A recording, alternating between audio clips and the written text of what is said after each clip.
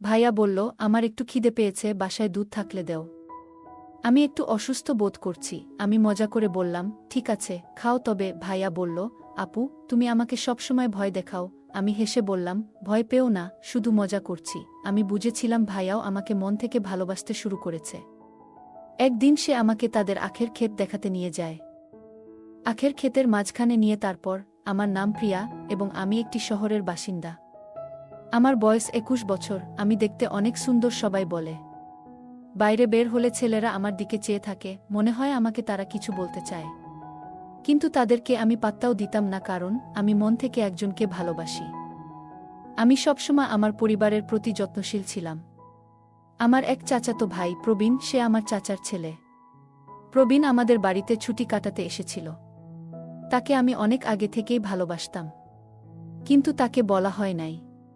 যেহেতু আমার কোনো আপন ভাই নেই, তাই আমার বাবা তাকে নিজের ছেলের মতোই দেখতেন।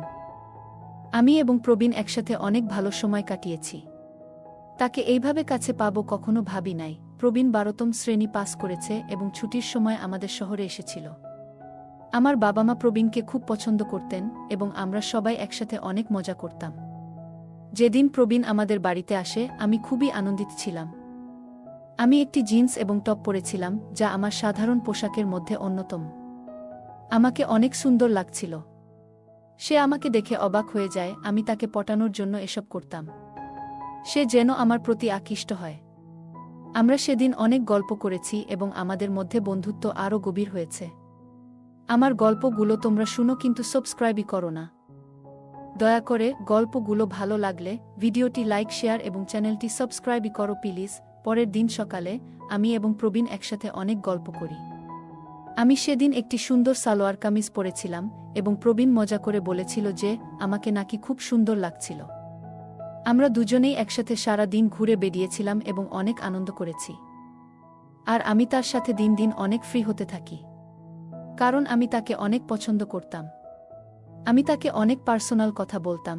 আমাদের এই স্মৃতিগুলো আজও মনে আছে এবং আমি সবসময় এই সুন্দর মুহূর্তগুলোকে স্মরণ করতাম। ভাইয়া যখন এলো, সে মজা করে বলল, আমার জন্য এত সাজগোজ করার দরকার নেই। আমরা হাসতে লাগলাম আর দুজনেই বেশ ভালো সময় কাটাচ্ছিলাম।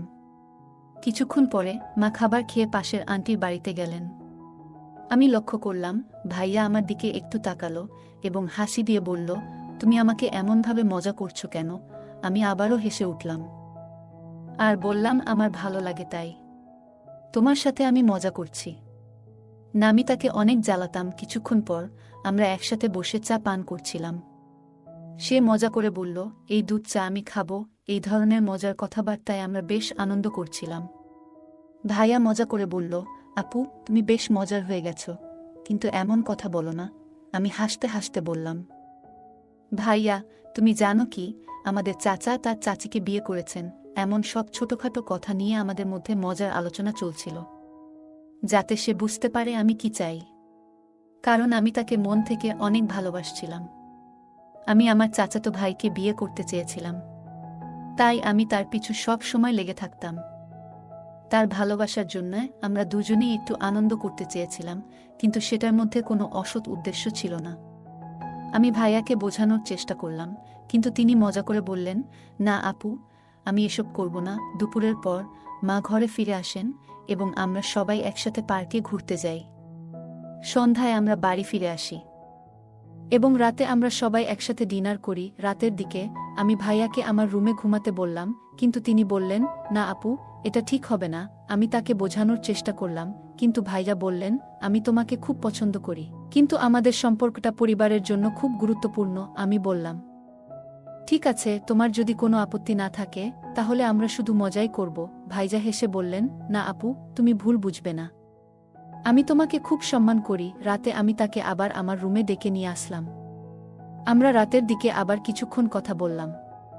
হঠাৎ করে মার ঘর থেকে কিছু শব্দ পেলাম আর আমি বললাম, দেখি আবার কি হয়েছে। একদিন আমি বলেছিলাম বাবা মাঝে মাঝে একটু বেশি মদ পান করে ফেলেন, তখন মা তাকে বেশ ধমক দিচ্ছিলেন। ভাইয়া মজা করে বলল, না দিদি, তুমি ভুল শুনেছ, এমন কিছু হচ্ছে না। কিন্তু তখনই আমরা মায়ের ঘর থেকে একটা চিৎকার শুনতে পেলাম। ভাইয়া বলল, চলো দেখি মা কি বলছে। আমরা মায়ের রুমে যাই, কিন্তু দরজা বন্ধ ছিল। জানালা দিয়ে উকি মারলেও কিছু দেখা যাচ্ছিল না, কারণ ঘরে অন্ধকার ছিল। মা আবার চিৎকার করলেন, আর আমরা বুঝতে পারলাম কিছু একটা ঘটছে। হঠাৎ আমরা দেখলাম বাবা মায়ের সাথে কিছু কথা বলছেন। আমরা দুজনেই একটু চিন্তিত হয়ে গেলাম, কিন্তু মা বাবা হাসছিলেন। আমরা দুজনেই বুঝেছিলাম কি হচ্ছিল ওখানে। আমরা হাসতে হাসতে আমাদের রুমে ফিরে এলাম। আমি বললাম, সব ঠিক আছে, তারা ভালো সময় কাটাচ্ছে। আমার কথা শুনে ভাইয়া একটু লজ্জা পেল। ভাইয়া তখন বলল, আমার একটু খিদে পেয়েছে, বাসায় দুধ থাকলে দেওয়। আমি একটু অসুস্থ বোধ করছি। আমি মজা করে বললাম, ঠিক আছে, খাও। তবে ভাইয়া বলল, আপু, তুমি আমাকে সবসময় ভয় দেখাও। আমি হেসে বললাম, ভয় পেও না, শুধু মজা করছি। আমি বুঝেছিলাম ভাইয়াও আমাকে মন থেকে ভালোবাসতে শুরু করেছে। আমি তখন বললাম, তুমি যদি কিছু করতে চাও, তবে মনে রেখো, আমাদের সম্পর্ক খুবই গুরুত্বপূর্ণ। ভাইয়া বলল, না দিদি, কিছু ভুল হলে আমি সামলাতে পারব না। পরে আমি বললাম, আম্মার রুম থেকে বলটা নিয়ে আসো, আমরা কিছু খেলতে পারি। কিন্তু ভাইয়া একটু ভয় পেয়ে বলল, না আপু, আমি তোমাকে কাল বাজার থেকে নতুন বল এনে দেব। রাতে আমরা সবাই ঘুমিয়ে পড়লাম, এবং সকালে যখন উঠে দেখি ভাইয়া এখনও ঘুমাচ্ছে। আমি তখন মাকে কাজে সাহায্য করতে লাগলাম। পরে বাবা ব্যাংকে চলে গেলেন, আর আমি ভাইয়ার ঘরে গিয়ে বললাম, চা বা দুধ কোনটা খাবে? ভাইয়া হেসে বলল, চা। না দিদি, প্লিজ, আমি শুধু সকালে চা খাবো। এখন পর্যন্ত রাতে যে দুধ খেয়েছি সেটাই পুরোপুরি হজম হয়নি। ভাইয়া হাসতে হাসতে বলল। আমি মজা করে উত্তর দিলাম, ভাই, তোমার পরিপাকতন্ত্র খুব দুর্বল হয়ে গেছে। তারপর আমি রান্নাঘরে ফিরে গেলাম মাকে সাহায্য করতে। মা ভাইয়াকে চা খাইয়ে বিশ্রাম নিতে গেলেন। আমি তখন বাজারে যাওয়ার জন্য প্রস্তুতি নিচ্ছিলাম এবং মায়ের কাছ থেকে অনুমতি নিলাম। প্রথমে ভাইয়াকে বললাম, চলো, তুমিও চলো, কিন্তু মা তাকে কাজে বাধ্য করলেন। ভাইয়াকে পাখাগুলো পরিষ্কার করতে বলা হলো, কারণ তিনি খুব লম্বা এবং পাখাগুলোতে হাত পৌঁছাতে পারছিলেন।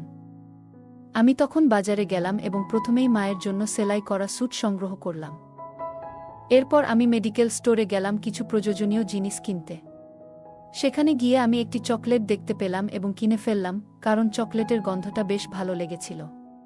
তারপর আমার মনে হলো ভাইয়ার জন্য কিছু ওষুধ কিনে নেওয়া উচিত। আমি মেডিকেল স্টোর থেকে বেরিয়ে এলাম এবং ভাবলাম, অন্য কোথাও পেতে পারি। অন্য একটি দোকানে গিয়েছিলাম, কিন্তু তারা আমাকে প্রয়োজনীয় জিনিস দেয়নি। তখন আমার মনে পড়ল সুনীল নামে একজনকে, যিনি আগে আমাকে প্রায়ই বিরক্ত করতেন, তবে এখন সে দিল্লিতে চলে গেছে। তাই আমি তাকে ফোন করলাম। সুনীল প্রথমে আমাকে চিনতে পারেনি এবং অবাক হয়ে বলল, প্রিয়া, তুমি কেমন আছো? তখন আমি হেসে বললাম, ভালো আছি। কেমন আছো তুমি? আমি তখন তার দোকানে গেলাম এবং প্রয়োজনীয় জিনিসপত্র কিনে বাড়ি ফিরলাম।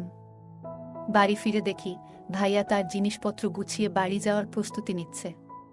মা তখন জিজ্ঞাসা করলেন, এগুলো কি হচ্ছে? ভাইয়া বলল, তোমার চাচা ডেকেছেন। তোমার চাচি গত রাতে সিডি থেকে পড়ে গিয়ে তার পা ভেঙে ফেলেছেন, তাই এখন বাড়িতে তার দেখাশোনা করার মতো কেউ নেই। তাকে বাড়ি ফিরতে হবে শুনে আমি কিছুটা মন খারাপ করলাম, কারণ আমাদের সব পরিকল্পনা ভেস্তে যাচ্ছে। আমি তাকে ছাড়া থাকতে পারবো না, তাই আমিও তার সাথে যেতে চাচ্ছিলাম। আমি মন খারাপ করে ভাইয়ার রুমে গেলাম এবং বললাম, ভাইজা, আমি এতদিন ধরে অপেক্ষা করছিলাম। আজকেই তুমি চলে যাচ্ছ? ভাইয়া বলল, দিদি, মা ভালো নেই, তাই আমাকে যেতে হবে। আমি বললাম, ঠিক আছে, আজকের দিনটা আমার সাথে কাটাও, আর কাল চলে যেও। একটু পর চাচা ভাইকে ফোন দিয়েছিল। চাচা বলছিল যে, যখন তুমি আসো, চেষ্টা করো তোমার বোন প্রিয়াকে সঙ্গে নিয়ে আসতে। প্রিয়া পড়াশোনা শেষ হলে সে আমাদের ঘরের কাজেও কিছুদিন সাহায্য করতে পারবে। চাচা ফোনে এসব বলছিলেন, আর আমি পাশে দাঁড়িয়ে শুনছিলাম। কথাগুলো শুনে আমার আনন্দের সীমা রইল না। এরপর আমি আব্বুর কাছে গিয়ে বললাম, চাচা আমাকে ডাকছেন। বাবা আমাকে যেতে দিলেন কি এবং তারপর আমি ভাইয়ার সাথে গ্রামে যাওয়ার জন্য প্রস্তুত হতে শুরু করলাম। আমরা যখন রেল স্টেশনে পৌঁছালাম, আব্বু আমাদের রেখে ফিরে গেলেন। ট্রেনে উঠে আমরা মজা করতে লাগলাম। যখন আমরা গ্রামে পৌঁছালাম, তখন চাচা ও চাচি আমাদের জন্য অপেক্ষা করছিলেন। খাওয়া দাওয়ার পর সবাই মিলে কথা বলে রাতে ঘুমিয়ে পড়লাম। ভাইয়া ও চাচা বাইরে ঘুমাচ্ছিলেন, আর আমি চাচির পায়ে মালিশ করে দিচ্ছিলাম। সকালে উঠে দেখি চাচা জমির কাজে চলে গেছেন। আমি রান্নাঘরে গিয়ে রান্না শুরু করলাম, সবজি তৈরি করলাম। চা খেতে খেতে ভাইয়া এসে বলল, তুমি কেমন আছো? আজ একটু বেশি গরম লাগছে মনে হচ্ছে। কারণ আমার পুরা শরীর গরমে ভিজে গিয়েছিল। আমি মুচকি হেসে বললাম, কোনো সমস্যা নেই ভাইয়া, সব ঠিক আছে। বিয়ের পর তো বাড়ির সব কাজই তো আমাকেইও করতে হবে, তাই না? এরপর ভাইয়া বলল, দিদি আজকে একটু তৈরি থাকিও, আমরা সন্ধ্যায় মাঠে যাব। আমি তাড়াতাড়ি খাবার তৈরি করে চাচিকে খাইয়ে দিলাম। ভাইয়া আর আমি একসাথে খাওয়া শেষ করলাম, ততক্ষণে চাচা জানও খামার থেকে ফিরে এসেছেন। বিকেল ৫টার দিকে আবহাওয়া কিছুটা ঠান্ডা হয়ে গিয়েছিল, তাই আমি চা বানালাম, সবাই মিলে চা খেলাম। এরপর চাচা জান আবার খেতে যেতে লাগলেন, কারণ আখের ফসল পেকে গেছে। আজকে ভাইয়া আগে থেকেই বলেছিল যে আজ আমরা আপু আর আমি মাঠে যাব, একটু ঘুরে বেড়াবো। চাচা রাজি হয়ে গেলেন আর আমরা মাঠের দিকে রওনা দিলাম। ভাইয়া বলল, দিদি আজকে যেন সব ঠিকঠাক থাকে, তোমাকে খুব ভালো একটা জায়গায় নিয়ে যাচ্ছি। ভাইয়া মাঠের আখের জমির মাঝখানে গিয়ে বলল, দিদি একটু বিশ্রাম নেও, এখানে কেউ আসবে না। এখানে আমরা সেখানে কিছুক্ষণ বসে থাকলাম। এরপর ভাইয়া বলল, চলো এখন বাড়ি ফিরি, অনেকটা সময় হয়ে গেছে। আমরা শান্তিতে ফিরলাম। আমাদের বাসায় ফেরা উচিত ছিল, যাতে বাবা চিন্তা না করেন। তবে ভাইয়া আমাকে বাইকে করে নিয়ে এলেন আর আমরা ফিরে এসে রান্নাঘরে বসে আড্ডা দিতে লাগলাম। ভাইয়া মজা করছিলেন আর আমরা হাসাহাসিতে মেতেছিলাম। রাতের খাবারের পর ভাইয়া কিছুক্ষণ আরাম করলেন। সন্ধ্যায় আমি তাকে বলেছিলাম যে আমার কিছু ওষুধ দরকার, তবে কয়েকদিন ধরে আমার কাছে ছিল না। ভাইয়া বললেন, চলো আপু আমরা একটু হাঁটতে যাই, আখের খেতে যাব। আমরা কিছুক্ষণ হাঁটলাম আর সেখানেই খোলামেলা কথা বলতে লাগলাম। ভাইয়া বলল, যা সত্য তা লুকিয়ে রাখা যায় না। একদিন আমরা বাড়িতে ভালো সময় কাটাচ্ছিলাম, তখনই চাচি আমাদের দেখে ফেলে। পরে চাচি চাচাকে বলে দেয় বাড়িতে একটা পরিস্থিতি তৈরি হয়েছিল আর আমাদের উপর চাচা তখন রেগে গিয়েছিলেন। আমরা সবকিছু স্বীকার করে নিলাম এবং আমাদের ভুলের জন্য সবার কাছে ক্ষমা চাইলাম। এরপর পরিবার আলোচনা করে সিদ্ধান্ত নিলেন যে আমাদের সম্পর্কটাকে আরেক ধাপে এগিয়ে নেওয়া উচিত। তাই তারা আমাদের বিয়ের পরিকল্পনা করলেন, যাতে সবকিছু সুন্দরভাবে হয়। তাই কয়েকদিন পর আমাদের বিয়ে দেয়, যা আমি চেয়েছিলাম আর ভাইয়াও চেয়েছিল এটাই। কারণ আমরা দুজন দুজনকে অনেক ভালোবেসে ফেলেছিলাম। এখন আমরা অনেক সুখে আছি।